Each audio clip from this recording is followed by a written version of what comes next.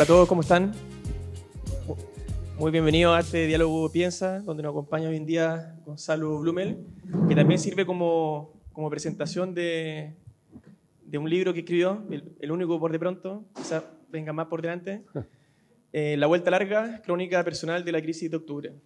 Nos acompaña evidentemente Gonzalo, quien es ingeniero de la Pontificia Universidad Católica, también tiene un máster en ingeniería de la misma universidad y un máster en economía de la Universidad de Birmingham, y que ha sido también parte de dos gobiernos. En primer lugar, el primer gobierno de Sebastián Piñera, donde se desempeñó como jefe de gabinete de Cristian Larroulet en las Express, y luego como jefe de la división de estudios también del mismo ministerio. Y más recientemente, como todos sabrán, fue ministro de la Secretaría General de la Presidencia, y en noviembre del 2019, luego de los acontecimientos que mostraban este video, asume como ministro del Interior y Seguridad Pública. Bienvenido, Gonzalo. También nos acompaña Fernando Wilson, quien es historiador, profesor de la Facultad de Artes Liberales de la Universidad Adolfo Ibáñez, licenciado en Historia de la Universidad de Valparaíso, Católica Valparaíso, entonces está mal la página de la universidad, por favor, corregir, máster en Ciencia Política de la Pontificia Universidad Católica y doctorado en la Pontificia Universidad Católica de Valparaíso. Bienvenido, Fernando. Voy a partir con un pequeño contexto y una pregunta de inicio. Fernando, también tú puedes meter la cuchara cuando estimes conveniente. La Vuelta Larga se llama este libro. Yo diría que está bien puesto el nombre, por dos razones. Una, la que tú señalas, que en el momento donde hubo mayor crisis, habían dos soluciones, o dos aparentes soluciones. Una que era la vuelta corta, que era decretar estado de emergencia por segunda oportunidad, luego de los hechos del 12 de noviembre, una de las jornadas más violentas. Y otra, la vuelta larga, que implicó iniciar un diálogo con distintos actores políticos y tratar de viabilizar o conducir la crisis política a través del diálogo y de alguna solución, que fue el proceso constitucional que actualmente sigue en curso. Y en segundo lugar, la vuelta larga, porque cuando uno llega a octubre de 2019, ya llega a la página 131, ¿no? O sea, es la vuelta larga para llegar a los hechos que son centrales en el libro. Y resulta que cuando uno piensa, yo voy a ir directo a esa página, a octubre de 2019, sin perjuicio de que lo anterior es muy entretenido y hablan de tu trayectoria personal. Cuando uno recuerda lo que pasó el 19 de octubre y lo que pasó ese día con tanta violencia, hubo 77 estaciones de metro destruidas, 77 de 136. 6 estaciones de metro completamente incendiadas, 14 a mitad incendiadas. Más de 300 personas heridas y más de 300 detenidos y más de 150 carabineros lesionados. Fue muy violento. Se discuten todavía cuáles son las causas. Y se ha hablado también mucho de si no lo vimos venir, ¿no? Una expresión que se utiliza bastante. Cuando uno lee el libro y lee algunos antecedentes, uno puede decir que sí habían señales, que algo como lo que ocurre el 19 de octubre podía suceder. Solamente para nombrar un par. El año anterior, con el caso Catrillanca, hubo manifestaciones muy violentas en las 3 áreas metropolitanas del país, ¿no? Región metropolitana, Biobío, Valparaíso, que ya daba algún indicio. Hubo también en agosto del 2019 un llamado a huelga general por quienes finalmente constituyen la Mesa de Unidad Nacional, ¿no? Unidad Social, perdón. NOMA FP, la CUT, la ANEF. Y también días anteriores al 19 de octubre, el 3 de octubre, si mal no recuerdo, del 2 al 13 de octubre, hubo manifestaciones muy violentas con más de 1000 heridos en Ecuador, precisamente por una decisión gubernamental, que era el término de un subsidio. Cuando uno ve todos esos antecedentes que tú señalas, que de cierta manera recogen algunas dimensiones de lo que fue el estallido social, yo me vuelvo a hacer la pregunta, y tú que estabas en ese momento en las Express, y pensando que esto no partió el 19 de octubre, como muchos piensan. 18 de octubre. Partió el 6 de octubre, cuando el panel de expertos establece un alza del precio del transporte público y comienza la primera manifestación, o sea, 12 días antes. Cuando uno suma esos elementos, Ecuador, caso Catrillanca, llamada huelga general, evasiones del metro con 12 días de anticipación, yo me pregunto, ¿lo vieron venir? Bueno, en primer lugar, Muchas gracias por la invitación, Maximiliano, y a Fernando por sumarse a esta conversación, y gracias a la Fundación Piensa y también a la Universidad Adolfo Ibáñez. Yo había estado en Santiago, en Peñalolén, en el presidente Errázuriz, nunca había estado acá, y me encantó el campus, ¿no? El ambiente, el lugar, la arquitectura, así que felicitaciones. Y gracias a todos quienes nos acompañan y se dan este tiempo, que me imagino que debe ser su hora de almuerzo, o sea, que sacrifican el almuerzo, un espacio de descanso o de alimentación, las dos cosas muy importantes, para participar de una conversación de esta naturaleza, ¿no? Ahora que hace poquito se cumplieron, la semana pasada, ¿no? 4 años del 18 de octubre del año 2019. Y tu pregunta, la respuesta bien sincera y bien directa es no. No, yo creo que, por lo menos yo no lo vi venir y no conozco a nadie que lo haya alertado o que lo haya previsto con algún nivel de precisión, porque una cosa es decir, mira, sabes que hay muchas tensiones, esta cuestión está acumulando, no sé, como decimos los ingenieros, entropía, y hay que tener mucho ojo. Y otra cosa es que digan, mira, el 18 de octubre, a las 9 de la noche van a empezar a quemar las estaciones del metro, van a atacar el edificio corporativo de Enel y lo van a empezar a incendiar, y se va a iniciar una ola de violencia, de saqueo, de enfrentamiento, de manifestaciones, de tensión, de conmoción, tan fuerte como lo que ocurrió a contar el 18 de octubre, ¿no? Y que duró además mucho tiempo, porque no es que duró un día, 3 días, una semana. En la práctica, la parte más dura duró entre 2 y 6 meses, ¿no? Yo digo, o sea, entre 1 mes y 6 meses. 1 mes hasta el acuerdo del 15 de noviembre, donde sí efectivamente se logró canalizar esto y darle un curso institucional al conflicto. Pero de ahí hasta que llegó la pandemia en marzo, digamos, la tensión seguía muy latente y seguían produciéndose muchos hechos de violencia. Y claro, uno se pregunta cómo no lo vimos venir, algo que como un volcán, ¿no? Se desató con tanta energía. Bueno, los terremotos, las erupciones volcánicas no se predicen, o casi imposible predecirlas, porque liberan energías subterráneas que se acumulan durante mucho tiempo y que por lo mismo causan tanto daño y tanta destrucción, porque no te puedes preparar frente a eso, digamos. Y en el caso de Chile, lo que aconteció a partir del 18 de octubre es algo que no tiene... Tú eres historiador, Fernando, y podrás explicarlo mejor. No tiene precedentes en nuestra historia. Sí hemos tenido otras grandes crisis, otros grandes conflictos, el año 73, el año 25, 1891, una guerra civil. En la década del 50 del siglo XIX tuvimos 2 guerras civiles en regiones, ¿no? El 51 y el 59, creo. Sí, hemos tenido muchos conflictos. Nuestra democracia no ha estado exenta de conflictos, pero nada de las características o la envergadura de lo que nos tocó vivir, ¿no? Y si bien es cierto que antes ya habíamos tenido manifestaciones y protestas muy intensas, con mucha tensión, como fue el 2011, 2012 con las manifestaciones estudiantiles, y que también la región y Latinoamérica es una región pródiga, digamos, este tipo de conflictos, la verdad, yo creo que algo como lo que vivimos acá tiene pocos ejemplos que resulten comparables en cuanto a la persistencia, en cuanto a la intensidad y en cuanto a la profundidad, ¿no? Del conflicto que nos tocó vivir. Y por lo tanto yo creo que, así como primera reflexión, yo creo que lo que vivimos el 18 de octubre al final refleja algo que se nos olvidó, y eso yo encuentro que es delicado, y esa es una de las principales razones para escribir este libro, La Vuelta Larga, ¿no? Que básicamente es una cosa muy obvia, que es muy obvia, pero que cuando se olvidan las cosas obvias dejan de ser obvias, que es que la democracia es muy frágil, y que la democracia al final es una creencia, no está escrita en piedra, no es una cuestión rígida, es una creencia, y cuando buena parte de las personas dejan de creer en esas reglas, estamos en problemas. Tú mencionas un hecho bien anecdótico de ese día, una llamada, quien primero te llama es el actual presidente Boric, cuando eres diputado, y te dice, Gonzalo, esto es serio. Sí. Algo así como a las 2 de la tarde, tú me dices, ¿no? Que es la primera llamada que tú recibes. Antes de haber sido como a mediodía, la 1 por ahí, sí. Lo que pasa es que, como todos los viernes La Moneda, yo algo cuento.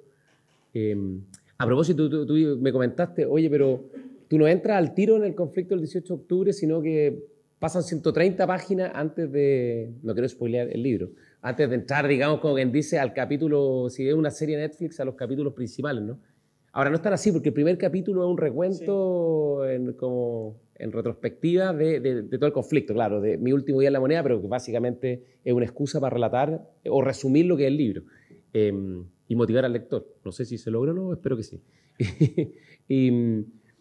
Y ese día, los viernes, yo cuento en el libro cómo era mi rutina, ¿no? Típicamente en la semana, y los viernes eran los mejores días, porque a mí, previo al 18 de octubre, yo era ministro secretario general de la presidencia, entonces me tocaba mucho venir acá a Valparaíso. En realidad, el único lugar donde yo salía fuera de La Moneda era Valparaíso. Sí, yo veía, claro, yo veía a mis colegas que viajaban fuera de Chile, viajaban a Europa, andaban en regiones, cortaban sitios, y yo lo único que decía era venir al Congreso todos los martes, todos los miércoles, y muchos jueves, ¿no? Porque el ministro de la SECPRE es el que lleva la relación con el Parlamento y es el que tiene que procurar de que se vayan produciendo los acuerdos y que la agenda legislativa fluya. Y entonces los viernes eran días maravillosos porque ya había pasado la parte más dura de la semana, el Congreso, que obviamente era un bálsamo de emociones. En general el Congreso siempre muy intenso, los que lo conocen lo saben, ¿no? Y en los viernes eran los días donde uno hacía el recuento de la semana. Desayunaban pan con palta, teníamos siempre una rutina con el equipo en las tardes, unas tostadas con palta para revisar la agenda legislativa de la semana y preparar la semana siguiente. Y de hecho, ese día teníamos una pauta en La Moneda, para tu pregunta si lo vimos venir, tuvimos una pauta en La Moneda donde fue Fernando González, el ex tenista, con chicos de su fundación, digamos, para hacer una actividad de naturaleza como más social, ¿no? En La Moneda, que lo conocieran. Entonces, era un día donde las cosas eran relativamente normales, ¿no? Y a eso de mediodía, yo diría a la 1, empiezan a transmitir ya todos los canales de televisión cómo estas evasiones que se están produciendo en el metro como que cambian de voltaje, ¿no? Si antes eran evasiones, algunos enfrentamientos con los guardias del metro y los carabineros que cuidan el metro, ya derechamente empiezan a destruir las estaciones. Y esto se empieza a masificar y se empiezan a producir los primeros enfrentamientos más violentos, ¿no? Y ahí efectivamente me suena el teléfono y veo la pantalla y está relatado en el libro, así que no voy a decir mucho más, y era el actual presidente de la República, que me dice algo que a mí obviamente me dejó bien para adentro. Me dice, oye, esto no es lo de siempre, esto tiene una profundidad distinta. Porque además él lideró las protestas del 2011-2012, entonces de protestas sabía, digamos, era un especialista en lo que estaba ocurriendo, y fue una llamada hasta cierto punto muy leal, siento yo, con los deberes republicanos, porque era una llamada para advertir de que la cuestión venía difícil, ¿no? Y precisamente de eso, gracias. Precisamente de eso surge la pregunta. ¿Quiénes creía él que eran los que estaban haciendo esto? ¿De dónde venía esto? Porque si él detectaba que esto era serio, él estaba notando diferencias. ¿Les dijo qué es lo que él veía como diferente? ¿De dónde venía esto? ¿Por qué lo decía? Es una buena pregunta, habría que hacérsela llegar a La Moneda, digamos, para que la responda con más precisión. No me atrevo. Fue una conversación de 3 minutos, tampoco fue una exégesis de la manifestación y la protesta social, digamos. No, yo te diría que más que nada por la profundidad de la violencia que se está gatillando. O sea, es como si fuese un circuito eléctrico, el alza de voltaje fue muy feroz. Más que entender quiénes eran los que estaban detrás o conocer un poco, digamos, el mapeo de actores en este tema, sino yo te diría que un poco la dinámica de la confrontación que se estaba produciendo. Perfecto. Es decir, ustedes lo vieron como una dinámica de quiebre, claro, más que como un proceso gradual de incremento de... Claro, sería en términos ingenieriles un salto discreto, no un cambio continuo. Y por algo además que yo creo que a mí me llamó la atención, y yo creo que a mucha gente le llamó la atención, que la violencia y el vandalismo contra las estaciones del metro era algo muy llamativo, porque el metro es una empresa pública, y una empresa pública que presta servicio a todos los chilenos, digamos, especialmente en los sectores de clase media y sectores populares, ¿no? Y claro, ir a quemar, no tengo idea, la oficina de una FP, nada, no sé si alguien aquí cercano a una FP, no, o de un ISAPRE, uno diría, bueno, lo comprende un poco por la imagen, ¿no? Claro. Pero el metro además es la institución pública o la empresa pública con mejor evaluación del país. Entonces, es una cosa que no tenía ningún sentido y que era muy elocuente desde el punto de vista de las imágenes, ¿no? Y eso fue al comienzo de la tarde, el día viernes 18 de octubre, y ese, por lo menos a mí, en lo personal, fue el momento que yo sentí que las cosas habían cambiado, que se estaba iniciando algo que no sabíamos bien qué es lo que era, pero que no pintaba para nada bien. Bueno, y Ese es otro punto súper interesante en términos de que nunca tuvo un autor conocido. Incluso los propios miembros de la Mesa de Unidad Social, cuando se reúnen contigo, etcétera, siempre quedan como un poco impostados porque están asumiendo un rol que nunca se les... Bueno, como que de hecho se autodisolvió porque perdió toda relevancia. ¿Hubo algo alguna vez alguien que pudiera reclamar un cierto grado de responsabilidad respecto a la rabia o canalizar esa rabia, transmitir esa furia como contraparte coherente de negociación política? ¿O siempre fue estar enfrentando un golem sin cara, digamos, un problema sin imagen? Yo creo que, a ver, lo primero que hay que recordar, y eso está puesto en el libro, ¿no? ¿Cómo es la evolución del estallido social? Esto parte primero con una explosión de violencia y después viene acompañado de manifestaciones sociales muy masivas y muy legítimas, por lo demás. Y esa es una cuestión como que se olvida, porque todos tienden como en el inconsciente colectivo a pensar que primero una manifestación y había un poco como de violencia colateral, ¿no? ¿No? Esta cuestión partió, unos datos para que los tengan a la vista, ¿no? Claro. El metro de Santiago en ese entonces tenía 136 estaciones, tú algo dijiste. La primera noche, 77 fueron atacadas y más de una docena fue destruida. A los 2 días, a los 3 días, de las 52 comunas de la región metropolitana, 48 ya estaban sin clase. Los vuelos en Chile estaban completamente suspendidos, el comercio estaba completamente cerrado. El sábado y el domingo, por primera vez en la historia del metro, el metro no operó. De hecho, reabrió solo el día lunes 21 y creo que era la pura línea 1 y con algunas estaciones, porque obviamente habían hecho pedazos la red. Y el lunes o martes de la semana siguiente, o sea, el 21 o el 22, de las 16 regiones de Chile, aproximadamente 15 estaban con estado de excepción bajo el control de los militares y la mitad estaba con toque de queda. O sea, una cuestión que era como una pesadilla, digamos, de algo que nunca nadie previó. Chile, además, es un dato de la causa, digamos, sigue sin tenerlo, pero ahí lo comprobamos dramáticamente que no tenía un sistema de inteligencia para poder anticipar este tipo de situaciones. Y la verdad es que después sí comenzó una dinámica de manifestaciones ya muy masiva y el mejor ejemplo, y para responder tu pregunta bien concreta, esa manifestación hubo muchas, muchísimas, miles en todo Chile, pero el 1.000.000 de personas en la Plaza Italia, que no había ningún convocante formal conocido, fue todo autoconvocado por redes sociales, no había banderas de partidos políticos, no había, las quemaban. No había ninguna causa común que canalizara esa gran manifestación, ¿no?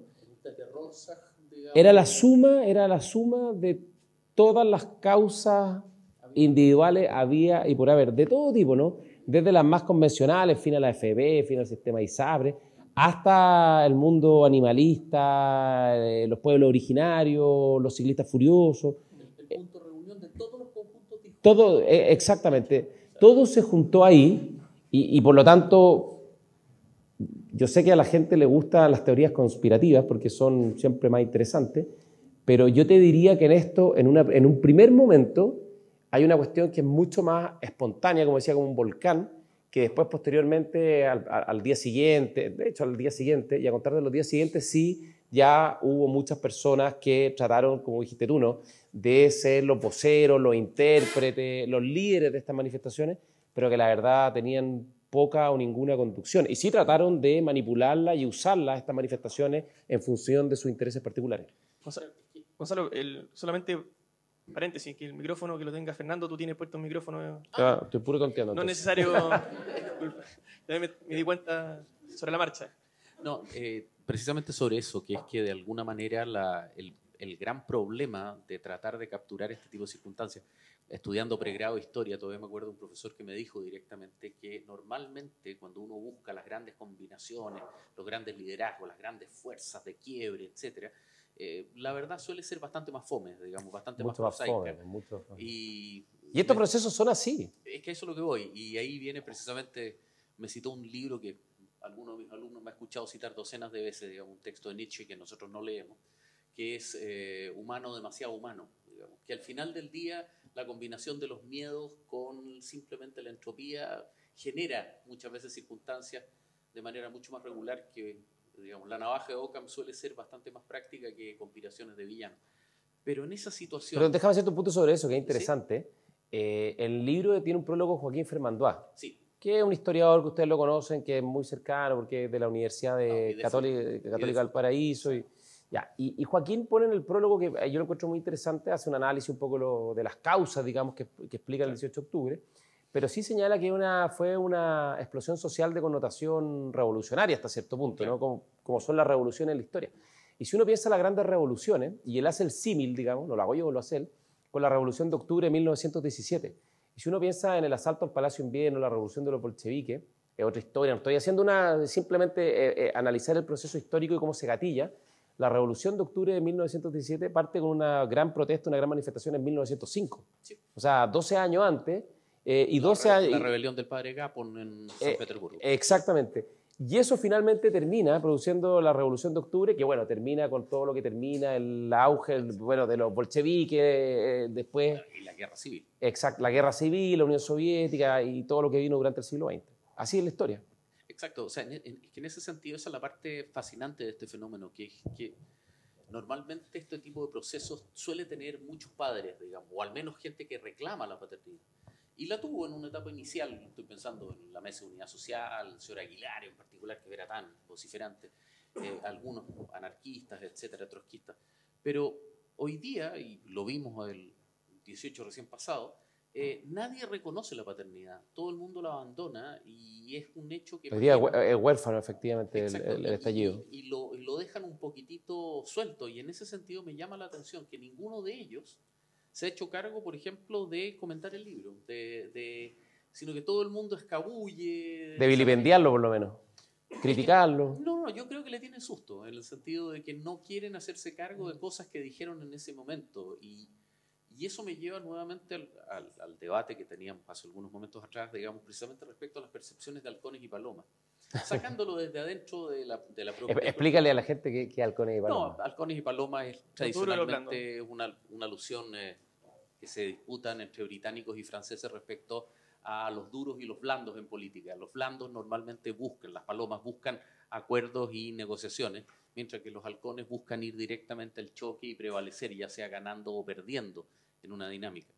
Pero lo divertido es que, y esto sí es una frase real de Churchill, no es apócrifa, es que normalmente todos los halcones se creen palomas y todas las palomas se creen halcones. Entonces se produce una paradoja bastante divertida respecto a interpretaciones, pero más que el enfoque interno, intragubernamental, que se desarrolla con bastante detalle en el libro, y que por eso solo ya vale la pena leerlo en términos de las mecánicas de poder interna, ver cómo muchos pretendidos halcones presentes que buscaban capturar el liderazgo de este proceso, que prácticamente se sentían disparando el primer cañonazo del crucero Aurora en Petrogrado, ya a esas alturas en el año 17, en términos reales, eran figuras que no tenían realmente un planteamiento y una visión. Son figuras que aparecen de manera breve y son reemplazados por políticos tradicionales vilipendiados que finalmente canalizan y consiguen organizar esa situación. Yo lo veo como una gran revalorización, resignificación y rescate de la política tradicional, que ha seguido luego siendo vilipendiado. Y en ese sentido me es muy interesante la combinación de personas que arriesgan capital político, desde el propio Boric hasta figuras de derecha, es decir, todo el espectro, que en momentos decisivos estuvieron a la altura del partido, y que me llama la atención que no lo sistematices más. Es esa dualidad entre la vieja y vilipendiada cocina, que se puso tan de moda, digamos, como término descalificativo, y que, sin embargo, es lo que salvó al final del día a los muebles, mientras que la política nihilista del conflicto terminó generando incendios. Y no mucho más. Y quebrando a Chile hasta el día de hoy. Hay actores que siguen diciendo que estamos en crisis y todavía tienen el desparpajo de seguir planteando que ese es el camino. Entonces, en ese sentido, sería interesante conocer tu reflexión respecto a eso. Sí, absolutamente. A ver, algo de hecho el epílogo es eso, ¿no? Es una síntesis o un balance más político de todo este proceso. Yo creo que efectivamente hoy día el 18 de octubre es huérfano porque porque hay poco que rescatar. Ahora, yo sí creo que hay cosas que rescatar.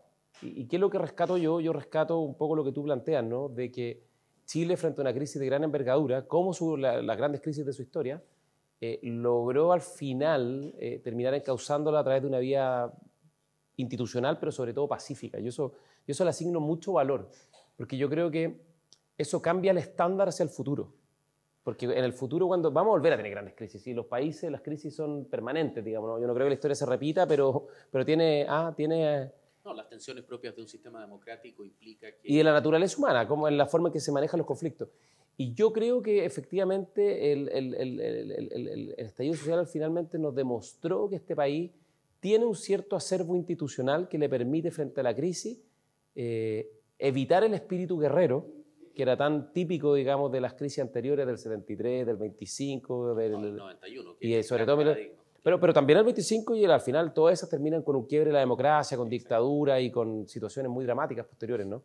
Entonces, evitar ese espíritu guerrero y entender que al final la democracia, las instituciones, las reglas que nos damos y que tenemos que hacer todos los días un esfuerzo por lograr la mayor adhesión posible a esas reglas, son la única garantía que tenemos, como decía Hobbes, o como no decía Hobbes, de que el hombre se vuelva el lobo del hombre.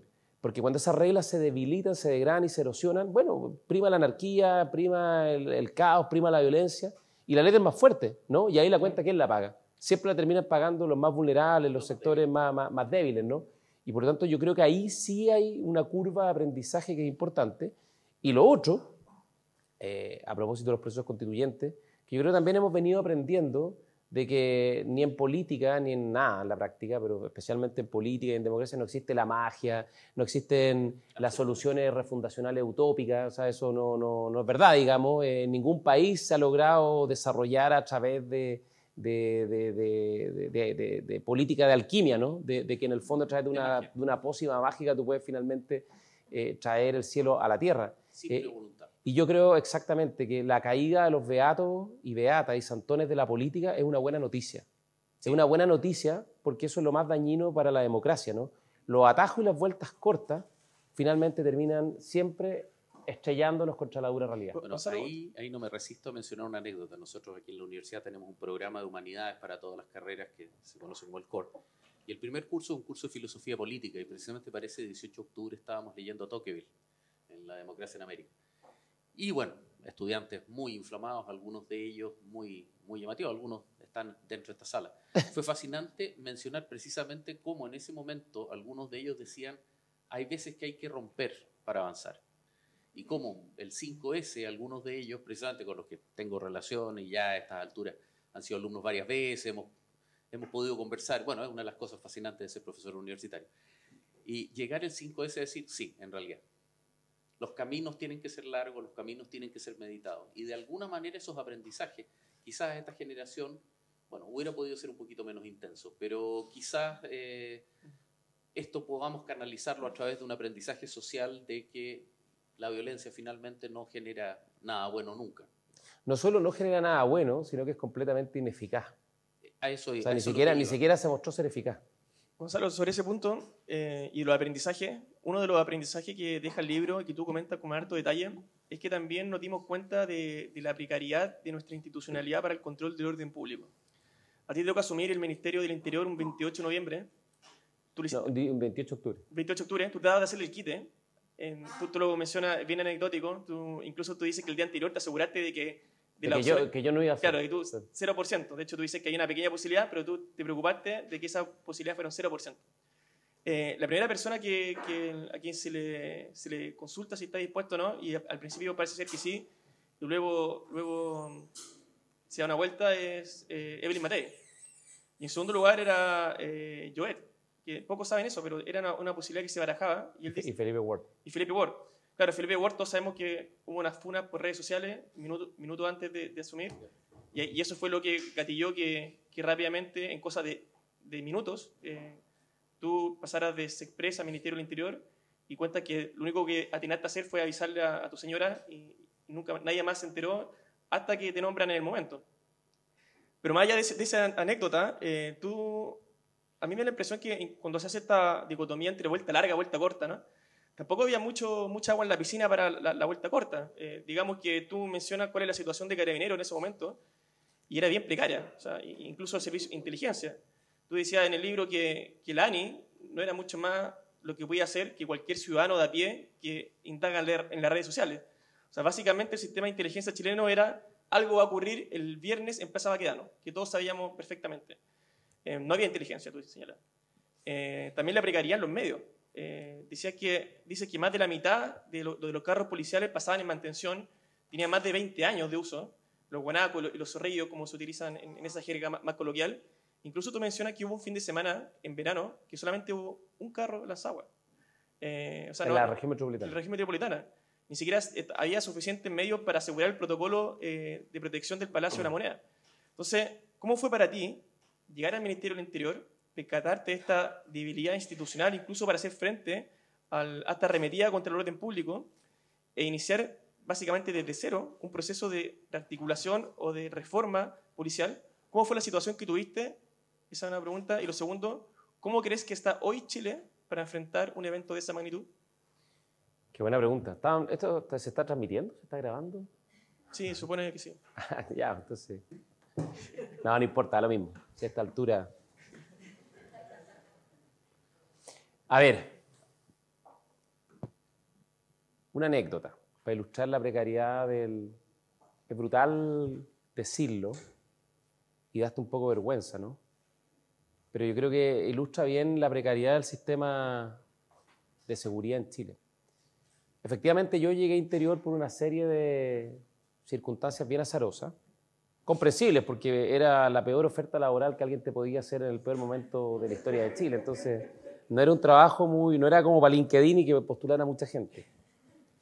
Y de hecho, la alcaldesa de Elís Matei, ella tenía un muy buen argumento, que ella lo que decía es que se necesita algo distinto, ¿no? O sea, en el fondo, dada la crisis, tenía que echar a alguien que fuera más joven, que pudiera como de alguna manera representar mejor ese espíritu de empatía, no sé, que había, o de demanda de empatía que había en ese momento. Pero fueron puras situaciones muy azarosas, tanto así que efectivamente un par de minutos antes finalmente el presidente me propone asumir el Interior y no alcancé a contarle a nadie, salvo a mi querida esposa, porque si no me mataba básicamente si se enteraba por la televisión. Mis hijos se enteraron en el colegio, le contaron los profesores, dijeron, oye, mira, Nemón, lo que salió tu papá está subiendo en Interior. Y al lado una fogata y una... Y mi papá le había dado un infarto un par de días antes y dije, el pobre hombre, no, ahora sí que le da... Ya no sale, digamos. Salió, sí, no, está sano como lechuga ahora. Pero fue muy duro, claro, fue muy intempestivo.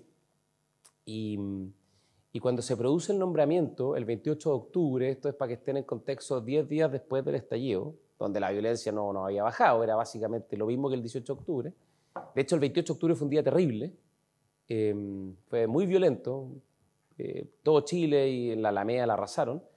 La oficina mía en la SECPRES, yo obviamente no tuve mucho tiempo para prepararme, y la oficina mía en la SECPRES estaba en el patio de Las Camelias, y yo tenía que cruzar, fue la ceremonia, nos tomamos el presidente nos invitó a tomar un café a los ministros, nos dio un último discurso y cada uno a trabajar, y yo de ahí tuve que cruzar al patio del Canelo, de los Canelos, ¿no? Donde está la oficina Interior. Y uno se imagina como en las películas, ¿no? Que va a llegar a la oficina y va a haber un situation room y va a estar lleno de asesores y te van a explicar esto, y va a llegar el especialista en inteligencia, el especialista en no sé qué, el especialista en no... Y entré a la oficina, la abro y estaba vacía. Y no había nadie, no había ni siquiera la guía telefónica para saber a dónde llamar por teléfono, pero nada de nada. Y de hecho en la tarde no llegó nadie tampoco, no es que llegó a buscarme gente, decirme, oiga, le queremos explicar no sé qué cosa.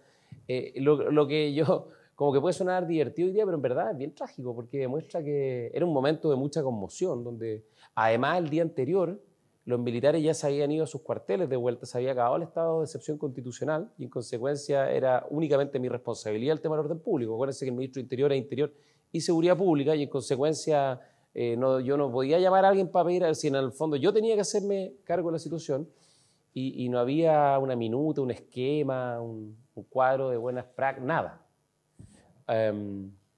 Y por lo tanto, ese desafío, en conjunto con el desafío de empezar a construir un cierto diálogo con la oposición para buscar un cauce político e institucional en la crisis, Eran las dos grandes tareas y las dos grandes misiones que tenía.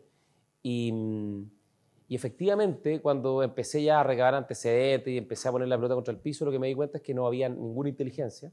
O sea, que si uno leía Twitter, yo ya no estoy en Twitter, pero en esa época sí estaba en Twitter, y si uno leía Twitter, sabía más que los informes que llegaban de los organismos de inteligencia. Además que había mucha información muy confusa entre la intervención extranjera o que no había intervención. Había organismos de seguridad que decían que la intervención extranjera era evidente y había pruebas muy concisas, y habían otros que decían que cero, que era completamente made in Chile el conflicto.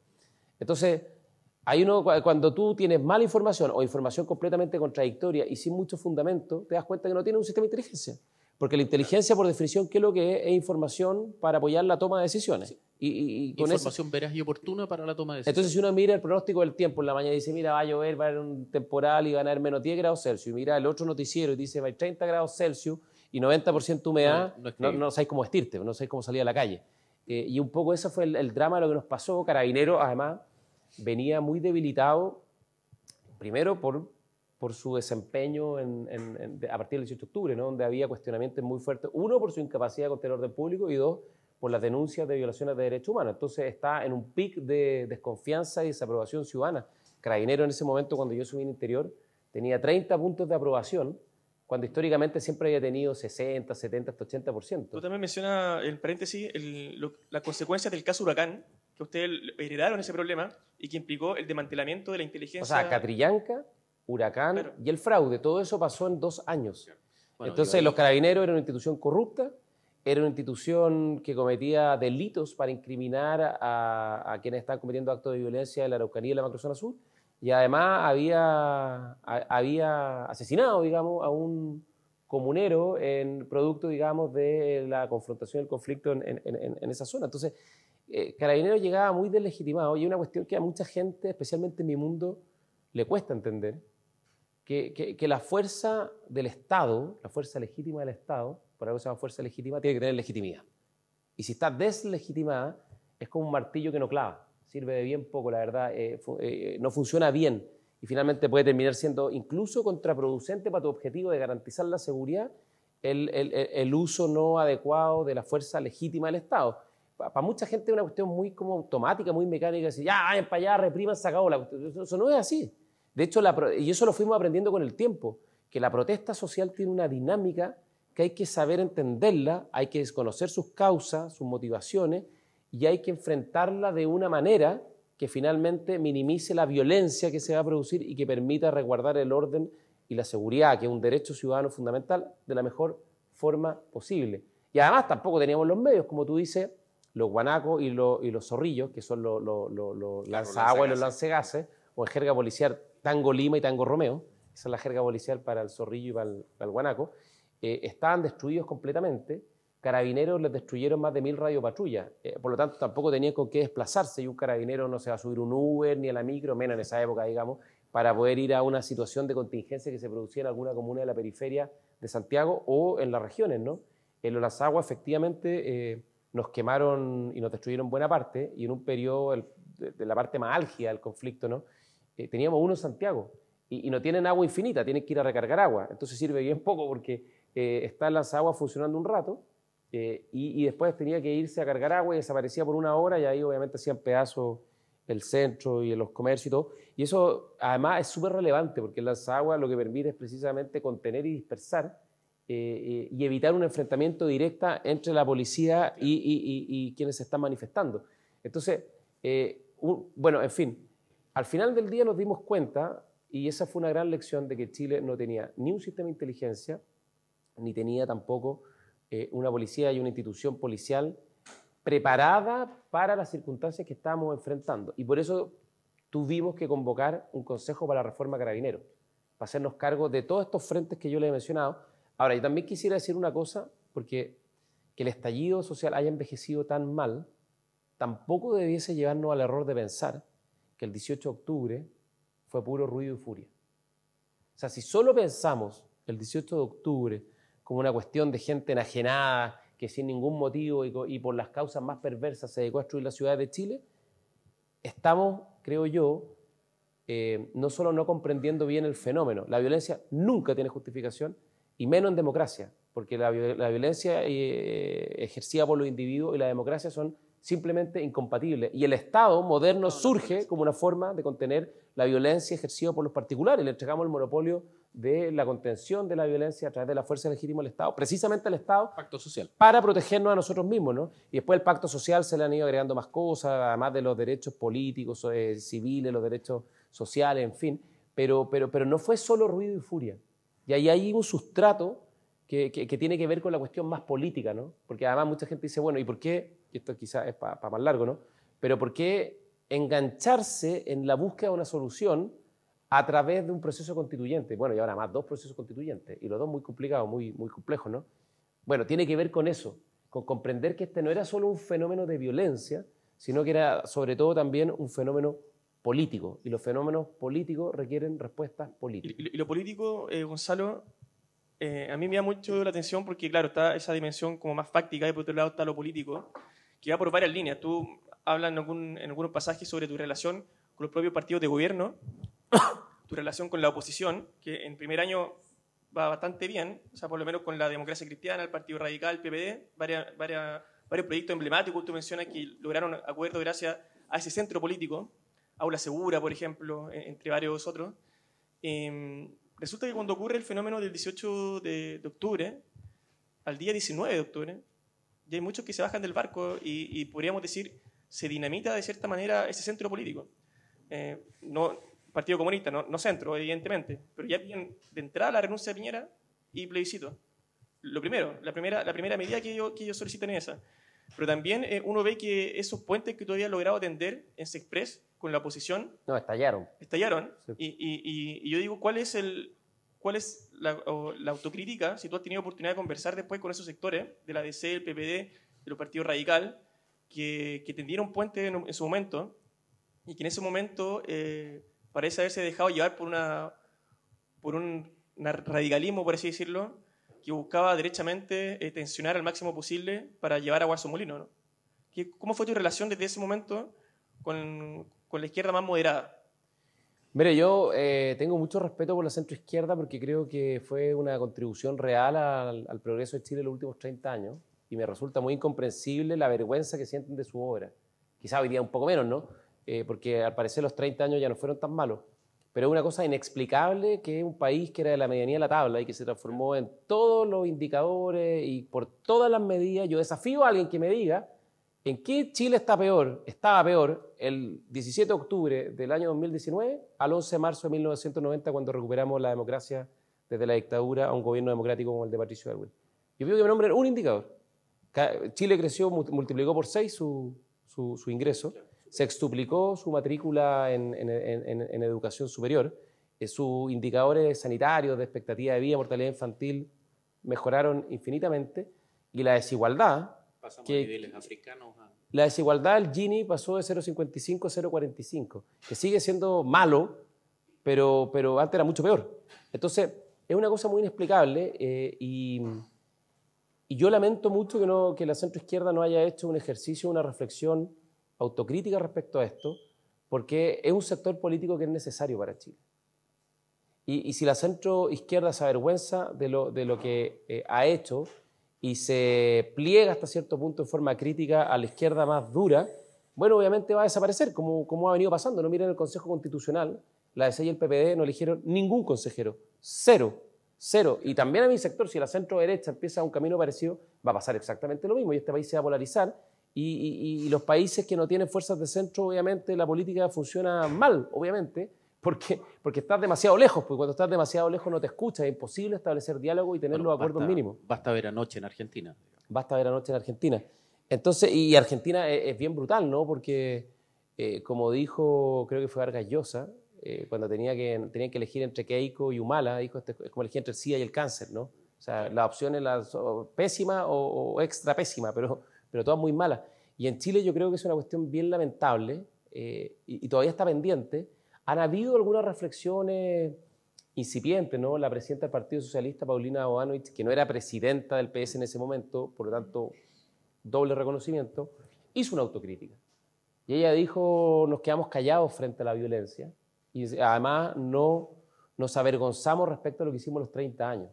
Y eso fue un error. Pero yo también le agregaría que le falta una tercera variable a esa autocrítica, que es que nunca hay que tentarse con la opción de quebrar un gobierno democrático, y especialmente los socialistas. ¿Y sabes por qué? Porque en Chile habíamos asumido, a contar del año, o por lo menos yo pensaba eso, y creo que la mayoría pensábamos eso, a contar del año 90, que si algo tenía el retorno a la democracia en Chile, era que los gobiernos democráticos se respetan siempre y que los presidentes entran caminando por sus propios pies el 11 de marzo, el primer día de su mandato a la moneda, y salen caminando por sus propios pies el último día, el 11 de marzo de su mandato, y salen caminando con sus propios pies y no con los pies para adelante. Y esa es una cuestión que si no hacemos esa reflexión, si no renovamos ese compromiso, bueno, nuestra democracia va a seguir siendo frágil y en algún minuto el quiebre puede ser brutal e irreversible. Nosotros, a contar el 18 de octubre, por largas semanas y meses, estuvimos cerca de un colapso democrático. ¿Cómo habría sido? No lo vamos a saber nunca, porque ya no fue, pero uno sabe cuándo y cómo comienzan estos conflictos y no sabe cómo y cuándo terminan.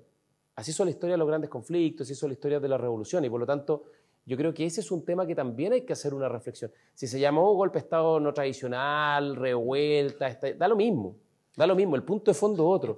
El punto de vista es que tenemos que siempre, creo yo, quienes creemos en la democracia, suscribir una máxima fundamental, que a los presidentes y a los gobiernos de cualquier color que sean, de cualquier signo, siempre se les respeta. Y ese es el test, yo diría, ácido de la democracia.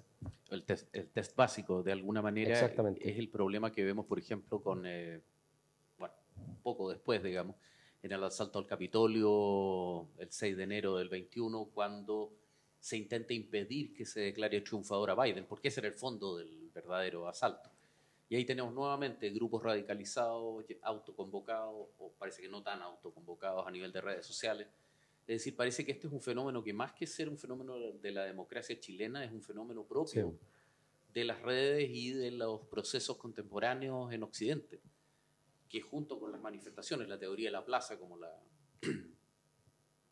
la sistematiza Parsons, se comienza a convertir en una amenaza mucho más concreta y estructurada, la anomia de alguna manera, la ausencia de coherencia estructural de parte de ciertos actores que, al contrario de las revoluciones anteriores, no tienen un líder material concreto, sino que se trata de fuerzas amorfas de alguna forma. ¿Ustedes sacaron alguna conclusión enfrentando ese tipo de circunstancias, tratar de darle consistencia o enfrentarlas como tal, simplemente capearlas, digamos, dejarlas difuminarse? ¿Qué lección sacaron para el futuro para enfrentar esas fuerzas que van a ser un desafiante para todos los gobiernos de todos los colores que tengamos de ahora en adelante? El presidente Boric la está enfrentando directamente. Sí, a ver, algo que dijiste tú, Maximiliano, respecto a que el 18 de octubre, las semanas previas, se estaba produciendo un estallido de distintas características, ¿no? Pero muy fuerte en Ecuador. Y el día 10 de noviembre, el domingo 10 de noviembre, o sea, un poco antes de esa fatídica y tan terrible noche del 12 de noviembre, cuando sale el presidente Piñera y hace su punto de prensa y todos pensaban que iba a sacar a los militares y al final no los sacó y todos dijeron, ¿qué dijo? No dijo nada. Bueno, y abría el proceso constituyente. Bueno, el 10 de noviembre, esa noche, renunció Evo Morales a la presidencia en Bolivia porque un general de ejército dijo, bueno, y el presidente, dado el conflicto, que se había producido un estallido muy grande por un intento de fraude en las elecciones, y un general de ejército en Bolivia dijo, bueno, quizás el presidente podría en una de esas evaluar dar un paso al costado. Y bueno, obviamente después de ese comentario de alguien que tiene los tanques detrás suyo, se fue, aunque después volvió, y volvió reloaded. Yo te diría que tú, Fernando, das en el clavo un punto que es fundamental. Hoy día la democracia es más frágil, está más amenazada por distintos factores y desde distintos frentes. Y esa es una cuestión que es súper importante. Una taxonomía coherente, si ese es el problema. Es que lo que pasa, yo vuelvo al punto de antes, ¿no? Y yo sé que de repente como que me he rayado citándolo, pero Harari, en este libro, en Homo Deus y en Homo Sapiens, hace un punto que para mí es súper importante. La sociedad, el ser humano, su gran gracia o una de sus grandes gracias y características es que es capaz de colaborar y creer y tener creencias compartidas, tener mitos colectivos, ¿no? Y eso le permite colaborar y, en fin, ya ha hecho cosas increíbles en los últimos miles de años. Y la democracia, el capitalismo y nuestra cultura es un poco eso, ¿no? Es un conjunto de creencias que decidimos creer. La colaboración de los desconfiados. De exactamente, pero puede llegar un minuto en que dejemos de creer en eso. Y yo creo que hay una serie de factores y fenómenos que han venido generando un debilitamiento, un erosionamiento de esas bases compartidas. O sea, por ejemplo, yo creo que la globalización, los fenómenos migratorios descontrolados, las redes sociales, el auge de las redes sociales, los algoritmos. La horizontalización en un sentido... Hasta cierto punto yo creo que han puesto en tela de juicio buena parte de esas verdades compartidas. Yo cuando era chico, yo tengo 45 años, cuando yo era chico obviamente no existían las redes sociales ni internet. Los computadores existían, pero no existía... Y mi hijo encuentra inverosímil en esa época, ¿no? Y los teléfonos eran teléfonos de línea, que uno llamaba a los celulares, yo los vine a conocer muchos años después. Pero cuando uno era chico, habían 4 diarios, 5 diarios de circulación nacional, 2, 3 de derecha, podría uno decir, unos 2 de izquierda, ¿no? O de centro izquierda, la época, el siglo, no tengo idea. Lo mismo la revista. La radio habrán sido 10, no tengo idea, con distintas tendencias, siempre quizás más cargadas por un lado, ¿cierto? Pero más o menos nos nutríamos de fuentes relativamente similares. Y hoy día vivimos una época de hiperfragmentación, donde cada uno se nutre o se informa fundamentalmente de lo que sale de su teléfono, con un algoritmo, digamos, que va segmentando, que nos va juntando con los que piensan parecido y nos va alejando de los que piensan más distintos. Y eso yo creo que ha torpedeado algo que es fundamental para la cohesión y para la convivencia democrática, que es la deliberación. Este concepto de la democracia antigua, ¿no? La plaza pública, el foro, el discurso en el Ateneo de Enrique Maquier, eso hoy día en la práctica ya no existe. Gonzalo.